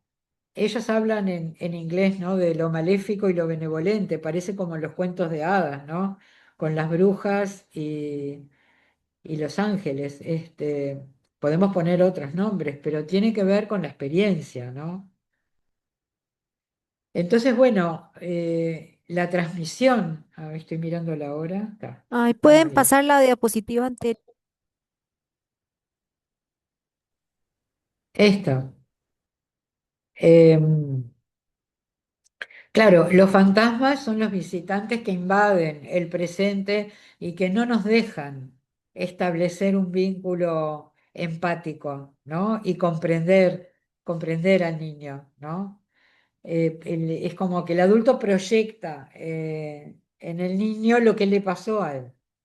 ¿Ya? Y no haber tenido o no tener como dentro de sus modelos operativos ni la sensación de cómo se cuida, ni haber sido cuidado, ni tampoco haber, como yo digo, aprehendido una forma de cuidar. Acuérdense que el sistema de apego no es solamente lo que recibo, es también lo que hago, lo que doy, sino también la construcción de quién soy. Entonces, si la madre o el padre no sienten confianza en sí mismos, para poder apoyar a ese bebé. Es como, ¿no? No saben lo que hacer. Bueno, y los ángeles son los aliados silenciosos, ¿no? Este, paso a la siguiente.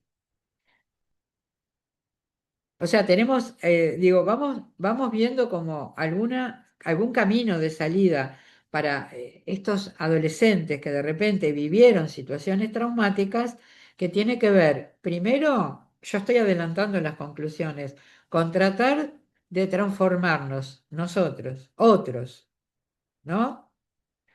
Porque también como aquel poema de Jalil Gibran, ¿no? Tus hijos no son tus hijos. Bueno, son los hijos de todos, y sobre todo aquellos que tuvieron infancias duras. Entonces, toda la sociedad, toda la comunidad tiene que apoyar. ¿Y cómo apoyar? Bueno, hay distintas maneras de estar, ¿no?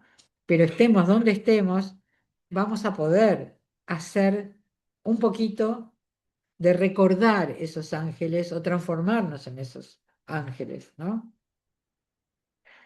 Esto es la interrupción de la transmisión del trauma de padres a hijos, pero yo digo que también es con los adolescentes, que estamos antes de que estos chicos tengan hijos, ¿no?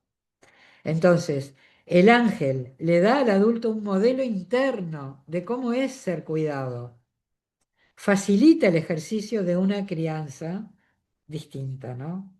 es el trabajo terapéutico, ¿no? Que hacemos. Entonces, el terapeuta ayuda a los padres a rescatar recuerdos positivos que han estado escondidos, ¿no? Debajo de las experiencias traumáticas y fortalecen el vínculo, ¿no? Al evocar estas figuras, los padres, los adultos se pueden conectar consigo mismos como capaces de dar afecto. Entonces, lo que sucede en Uruguay y creo que en muchos países es que frente a situaciones de negligencia y abandono, rápidamente actúa la justicia, separa a los niños para que no sufran maltrato, entonces los niños van a un hogar de protección y esos padres quedan alejados, no se trabaja con las madres y los padres y esos niños quedan en un hogar de protección toda la vida. Estoy haciendo muy sintética, pero esta es la verdad. Entonces, lo que nosotros queremos transformar es la posibilidad de que aún habiendo vivido situaciones de maltrato, aún así se pueda trabajar los vínculos. Eh, entonces, la perspectiva de la teoría del apego, los ángeles facilitan el desarrollo del apego seguro, proporcionan la estructura para que el adulto pueda ser una base seguro y un refugio seguro para su hijo, ¿no? Transmitiendo una sensación de que el mundo puede ser un lugar bueno, de que no hay que estar siempre peleando y defendiéndose, ¿no? Y en la adolescencia, pensar la adolescencia como una segunda oportunidad para generar estos vínculos de apego. Y estas redes de apoyo comunitarias, que no es hacer un inventario de todo lo que hay en el barrio, porque las redes comunitarias tienen que ser significativas. Al chico o chica, ¿qué le importa que haya, no sé, un club deportivo o una iglesia, un centro de salud, si para él no significan nada, ¿no? O sea, las redes de apoyo comunitarias tienen que significar algo, los docentes como referentes, los vínculos entre pares, estimular todo lo que se pueda, ¿no? Las asociaciones de adolescentes y jóvenes es capital. Y las familias amigas, los amigos, los padres de los amigos, esos son muy importantes, ¿no? Y si nosotros tenemos hijos que están con amigos y vemos que el amigo tiene dificultades, bueno, ¿cómo hacemos para apoyar a ese chico? Somos un referente, aunque no somos su papá ni su mamá. Entonces, esto para mí es verdaderamente el compromiso social, comunitario de todos con los chicos, ¿no? Y la primera cuestión es armar un ambiente de confianza y de seguridad para crear un apego seguro, ¿no? Y esto implica no juzgar, implica preguntar, escuchar y evitar los juicios, ¿no?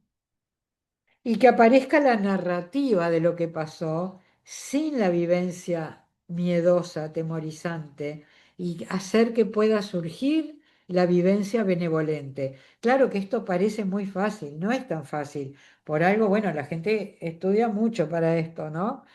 Pero quiero decir que cuando antes nos decían, bueno, ya se crió los primeros 3 años de la vida con un ambiente de maltrato, negligente, de pobreza, de exclusión, de adicción, este chico ya está perdido, ¿no? Y además llega a la adolescencia y quiere romper todo, ¿no? Eh, no está perdido, ¿no? Para mí, la terapia grupal e interfamiliar como una de las estrategias de apoyo, de construcción psíquica, personal, de vínculos y lazos diferentes, es como un andamio viviente. Esta es una expresión no es de los otros, es mía, que a mí me gusta, de andamio viviente, porque es lo que sostiene. Y lo que sostiene son las personas y son los vínculos, ¿no?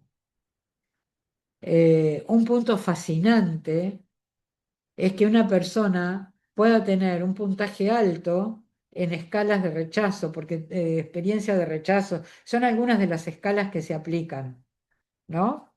Porque hay muchas escalas y muchos protocolos para esto. Perdón.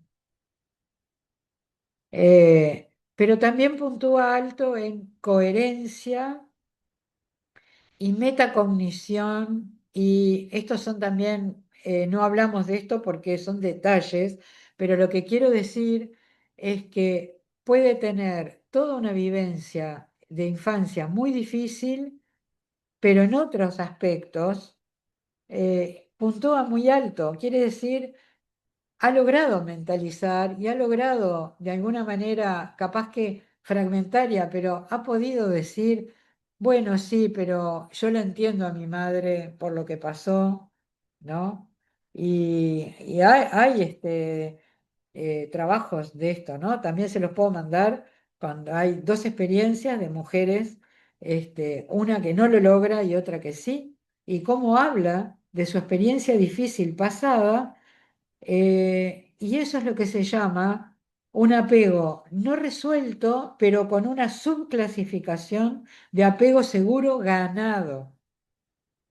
Entonces, todo esto tiene como muchas aristas y quizás hoy se van con cosas confusas, espero que no, pero bueno, y no sé si hay preguntas y si puedo contestar todo, pero más o menos esto es lo que quería compartir con ustedes. Este es un pintor uruguayo que a mí me gusta mucho por los colores y porque eh, es como constructivista, pero tanto muchas cosas ahí, hay que unirlas. Este, bueno, dejo de compartir la pantalla. Muchas gracias por escuchar y por estar. Muchas gracias, doña Susana. Aquí nos preguntan que si nos puede sugerir una escala de experiencia de rechazo. Una escala, perdón. Dice que una escala de experiencia de rechazo. Ah, sí, se las mando. La tengo que buscar así en el momento. Sí, sí. No, hay un montón de escalas y protocolos, que sí, que los puedo mandar, o bueno, capaz que con muchos de ustedes nos vamos a ver a fin de mayo. No sé, Ana, si hago bien en comentar o no, Sí, y sí, capaz que puedo llevar las cosas, ¿no? sí, sí es Claro, si importante. hay preguntas. En mayo. Sí, tal vez para contestarles eso, los queríamos invitar. Susana Grambam nos va a acompañar la última semana de mayo aquí en Costa Rica. Va a estar en la Universidad Nacional y vamos a tener unos encuentros, unas capacitaciones martes y miércoles en la mañana en las que pueden anotarse. Si llenan ahí el formulario que puso la compañera Mauricia, les estaremos enviando toda la información. Esta va a ser presencial, y puede ser que se anoten para el martes o se anoten para el miércoles, porque es el mismo taller que se va a dar los 2 días. 26 y 27. Exactamente, 26 y 27. Ella va a estar a partir del lunes 25 aquí con nosotros en algunas actividades, pero para ustedes se les puede invitar a esas dos actividades, que es el martes o miércoles 26 o 27 de mayo. Y es gratuito, así que pueden participar y acercarse a la Universidad Nacional esos días.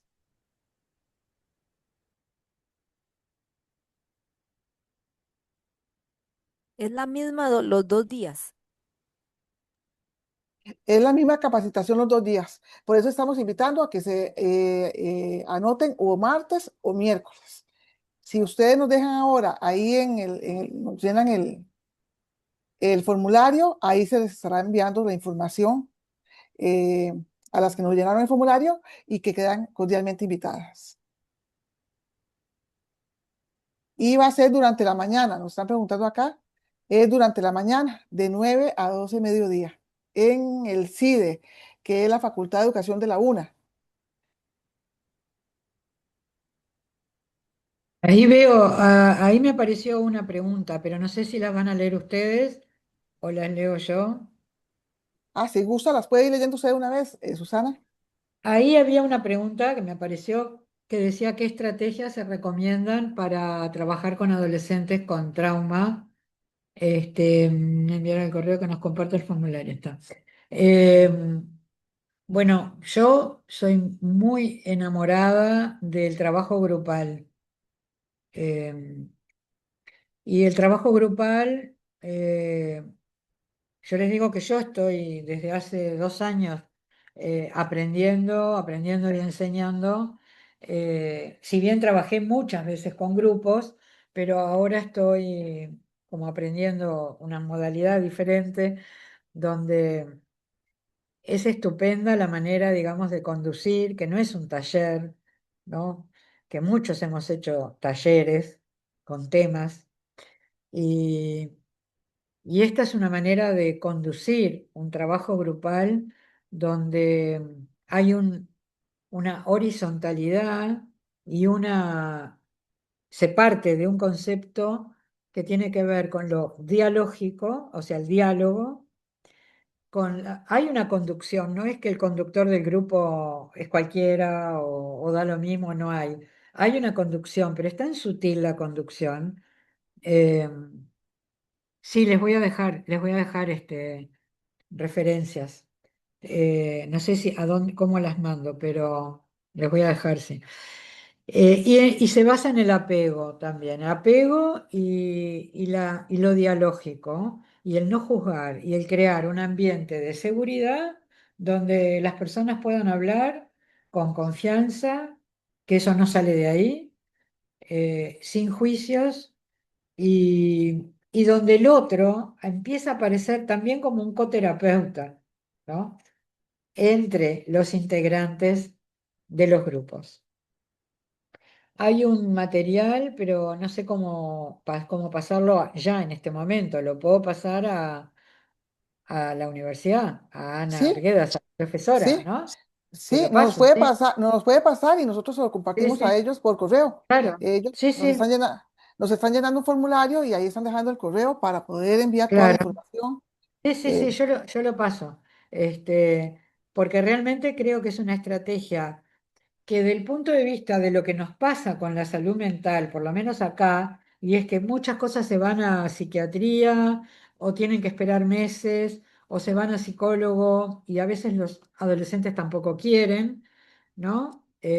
Porque yo no tengo ningún problema, pero donde hay una cuestión como grupal, que es un poco más abierta, eh, ahí capaz que aceptan, ¿no? Porque además también se puede hablar o no hablar, ¿no?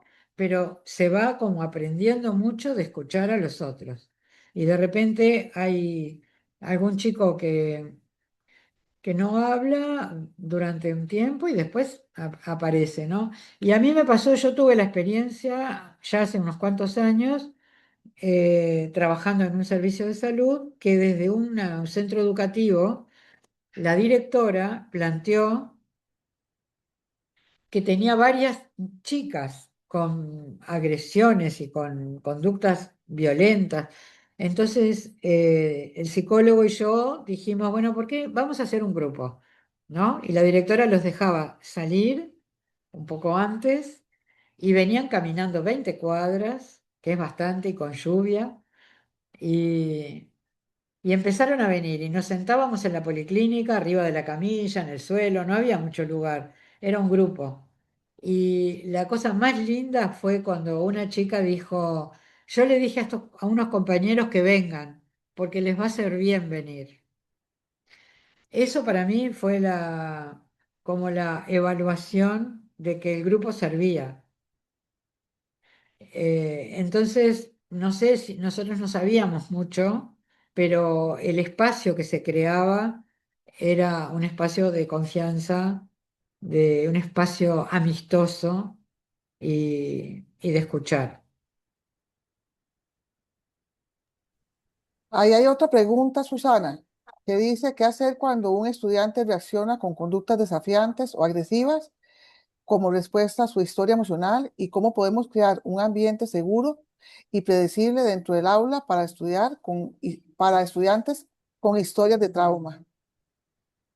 Bueno, yo creo que cuando además del trauma se llama adolescente dentro del trastorno autista. Bueno, claro, en el trastorno autista ya es como, me parece una cosa distinta, más compleja, ¿no? Pobrecitos. me parte el alma, ¿no? La verdad. Este, perdón que lo diga así, pero la verdad es que me parte el alma. Eh, y bueno, yo creo que yo diría que tendríamos que armar como una lista de lo que no hay que hacer, ¿no? Me parece que eso sería importante, como, bueno, expulsar, llamar a los padres, ¿no?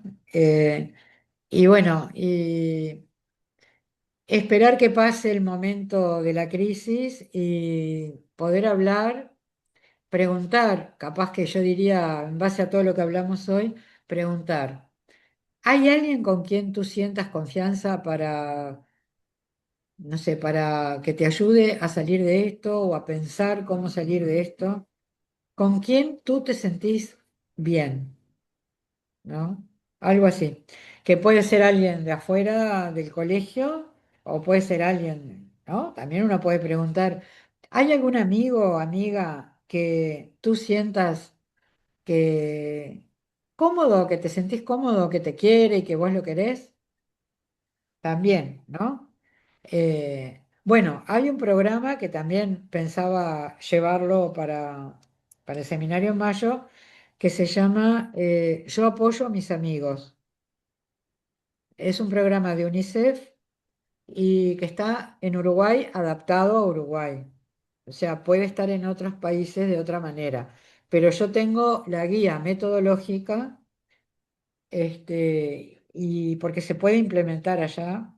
Me parece que es un muy lindo programa y voy a llevar un video de el coordinador, que no soy yo, de ese programa, para mostrar, para que él hable mejor de lo que yo puedo explicar.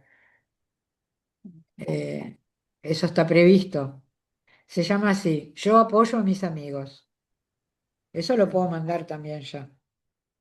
Entonces tengo que mandar la presentación, mandar lo de la escala, mandar lo de terapia interfamiliar y yo apoyo a mis amigos. Bien. Ac- Aquí hay otra pregunta que dice, podría recomendar ¿qué estrategias podría recomendar para trabajar con chicos con rasgos oposicionistas desafiantes? Entonces, Sí, bueno, yo creo que ahí habría primero como que desarmar un poco el diagnóstico, ¿no? Eh, A ver, no es que yo no lo esté considerando, sí, sí, lo considero, pero creo que hay que ampliar un poco, ¿no? Porque los diagnósticos en la adolescencia, y eso lo tomo de una psicóloga argentina que se llama Gisela Untoiglich, que tiene un libro que se llama, creo que el libro se llama así, Los diagnósticos se escriben con lápiz. Lápiz, quiero decir, lápiz que no, que se puede borrar, ¿no? No con virome, que no se puede borrar.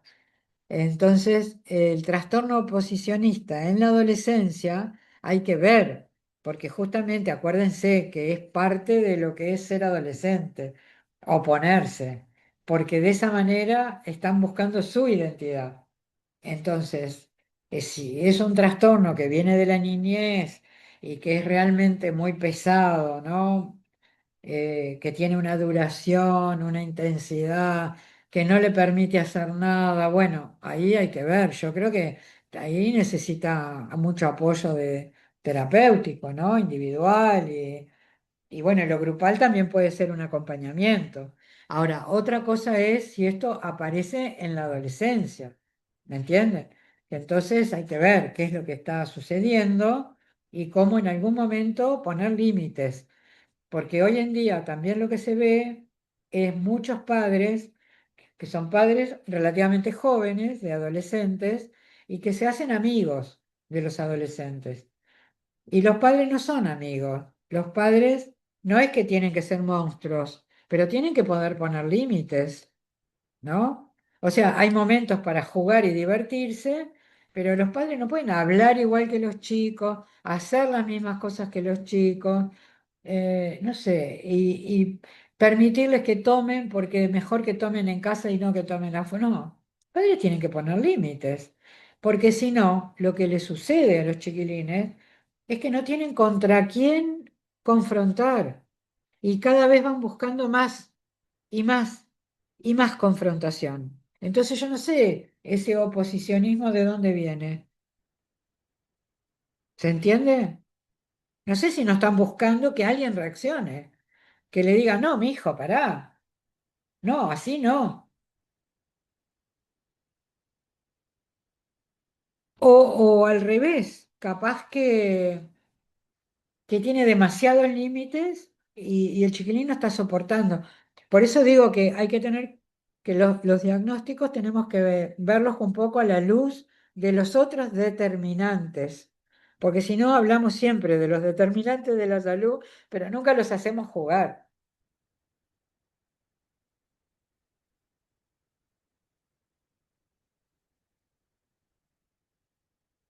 Poco límite es el problema actual. Sí, yo también creo que sí, que está pasando eso. Por lo menos son los que más vemos, ¿no? También cuando uno generaliza, también tiene que decir, esto es una muestra o no sé, surge de lo clínico, o esto surge de la comunidad, porque es diferente, ¿no? Porque si está en el sanatorio donde yo estoy atendiendo, ya es algo diferente a estar en una comunidad como una iglesia, una escuela, ¿no? Claro, sí, el abuso de las pantallas también, pero es que eso lo vemos, a mí me pone muy nerviosa ver niños chiquitos que no, los padres están en un restaurante comiendo y los niños con el celular, ¿no? Me dan ganas de levantarme y sacudirlos a los padres.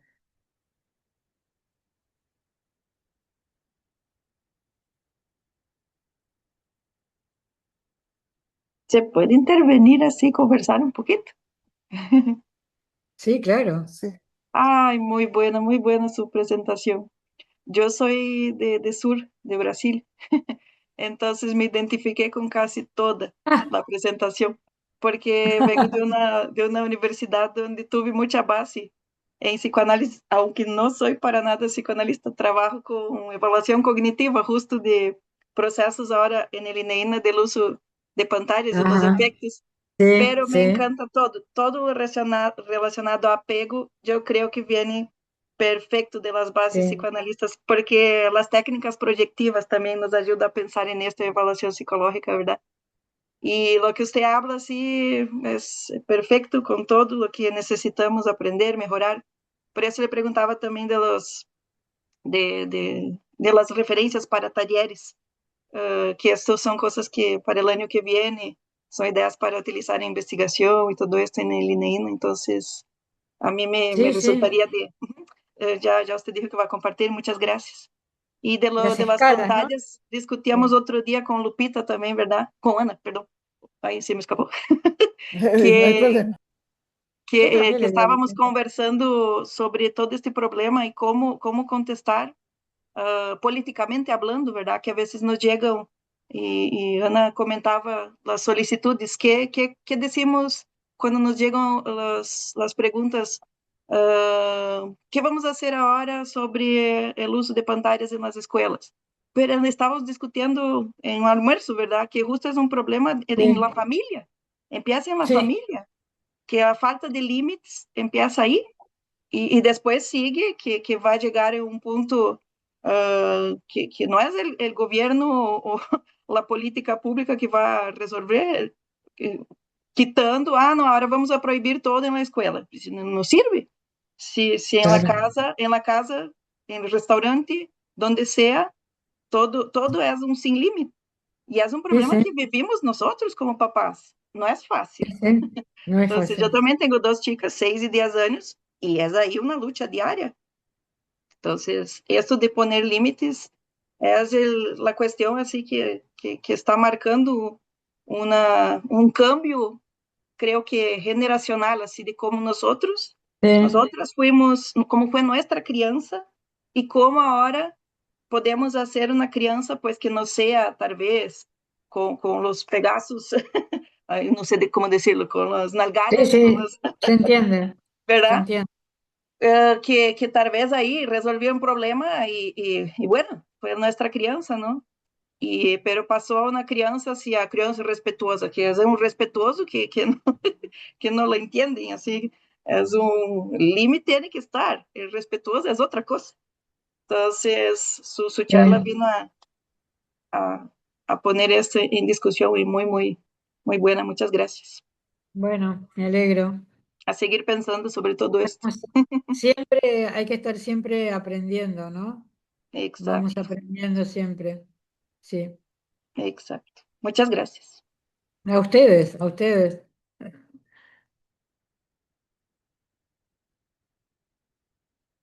No sé si alguien más quiere. Hay todavía unos minutos, ¿no? 5 minutos, no sé.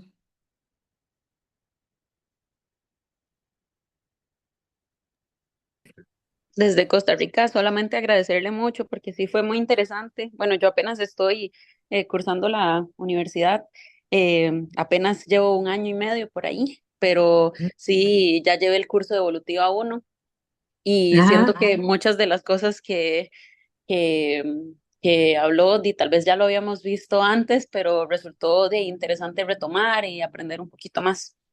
Más bien, muchas Me gracias, alegro. sí. Bueno, muchas gracias, me alegro, Pila. Mm. Bueno, si no hay más preguntas ni comentarios, nos queda agradecer, ¿verdad?, a doña Susana por todo su aporte. Yo creo que es sumamente importante y en estos días más, como dijo la compañera, ¿verdad?